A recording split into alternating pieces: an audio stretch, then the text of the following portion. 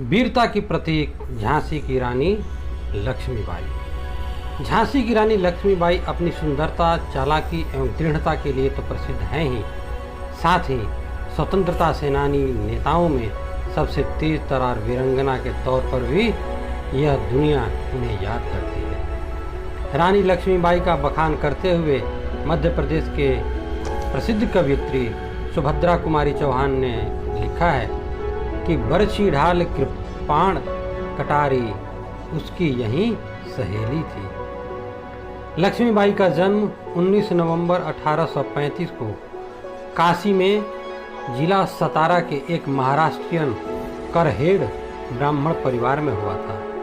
जन्म तिथि को लेकर मतभेद भी है। कहीं कहीं 16 नवंबर 1828 का उल्लेख मिलता है। उल्लेखनीय है कि रानी के जीवन काल से संबंधित बहुत कम ऐतिहासिक साक्ष्य उपलब्ध है। रानी जब 4 वर्ष की थी, उनकी मां स्वर्ग सिधार गई। पालन पोषण का भार पिता मोरोपंत तांबे पर पड़ा। पढ़ाई के दौरान रानी ने घुड़सवारी, निशानेबाजी, तलवारबाजी इत्यादि युद्ध कौशलों का प्रशिक्षण लिया। 14 वर्ष की आयु में ही लक्ष्मीबाई का विवाह झांसी के राजा गंगाधर राव नयलाकर से हुआ। लक्ष्मीबाई नाम विवाह के उपरांत पड़ा।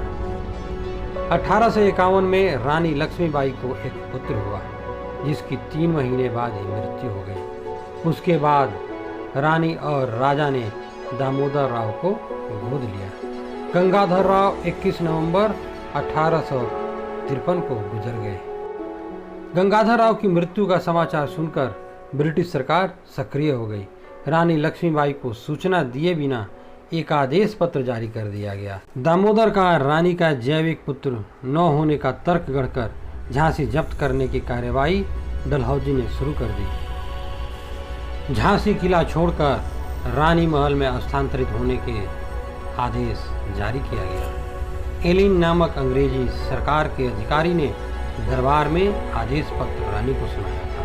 अंग्रेजों द्वारा जबरदस्ती राज्य को कब्जा में लेने के निर्णय का सिंहनी की भांति दहाड़ते हुए उन्होंने प्रतिकार किया और ललकारते हुए कहा कि अपनी झांसी किसी को नहीं दूंगी।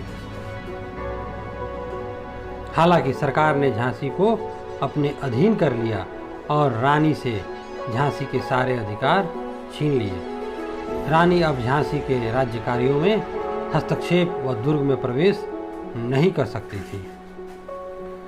अंग्रेजों की यह तानाशाही रानी लक्ष्मीबाई को स्वीकार नहीं था।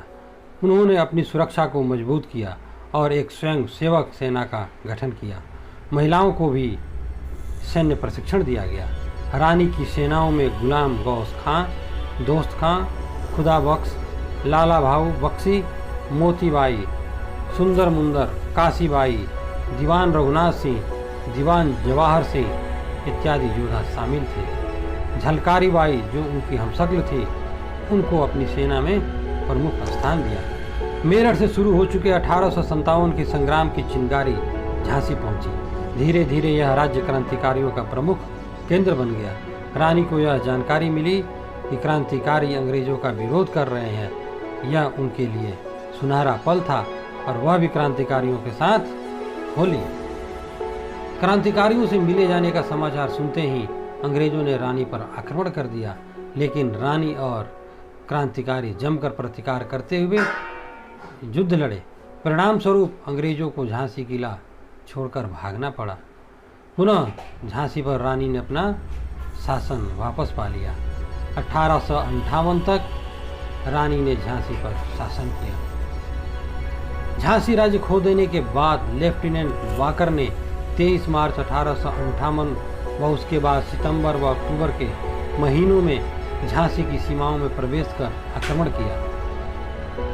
जनवरी 1858 में ब्रितानी सेना झांसी की ओर बढ़ना शुरू कर दी और मार्च महीने में शहर को घेर लिया।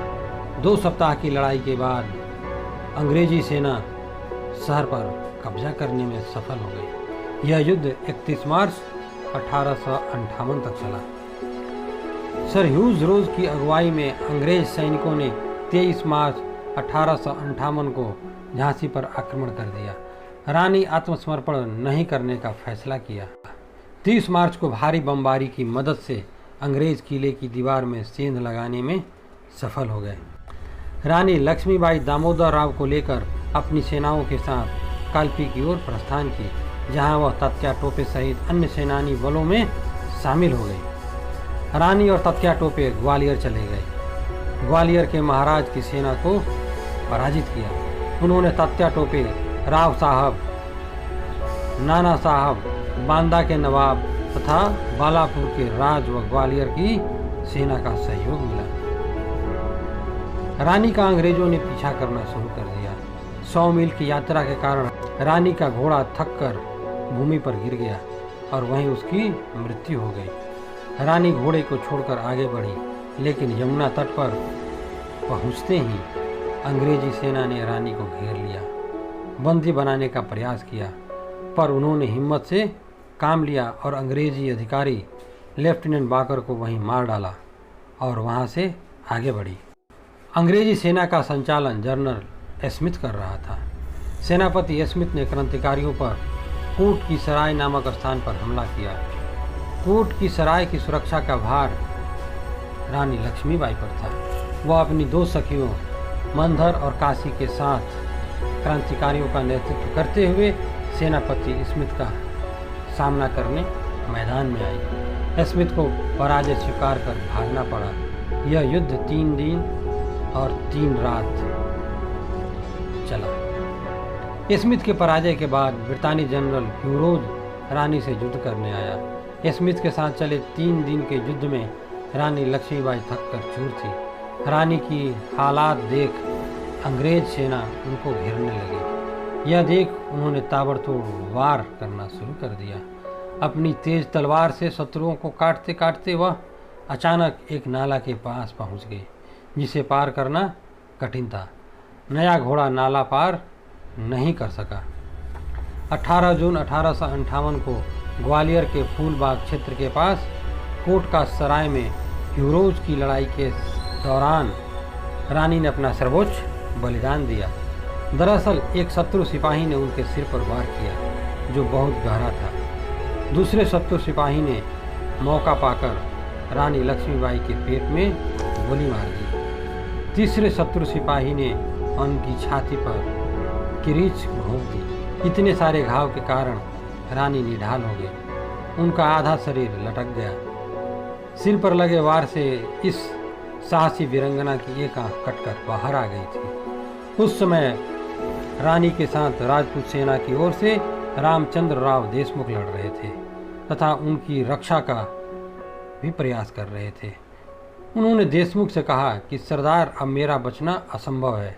मलेच्छ मेरे शरीर को स्पर्श न कर सकें, तुम्हें इसका प्रबंध करना है।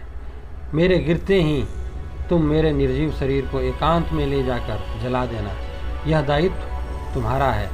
इतना कहते ही रानी ने पुनः हुंकार भरते हुए उन तीनों शत्रु सैनिकों को मौत के घाट उतार दिया। रामचंद्र राव देशमुख ने बड़ी सावधानी से अमर वीरांगना रानी को उठाकर सुनसान जगह पर चिता तैयार कर उन्हें अंतिम विदाई दी। 23 वर्ष की आयु में इस महाशक्ति ने देश के लिए अपना बलिदान दे दिया।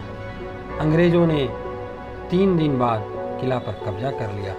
लड़ाई की रिपोर्ट में ब्रितानी जनरल ह्यूरोज ने टिप्पणी की कि रानी लक्ष्मीबाई अपनी सुंदरता, चालाकी और दृढ़ता के लिए उल्लेखनीय तो थी ही, क्रांतिकारी नेताओं में सबसे अधिक खतरनाक भी थी।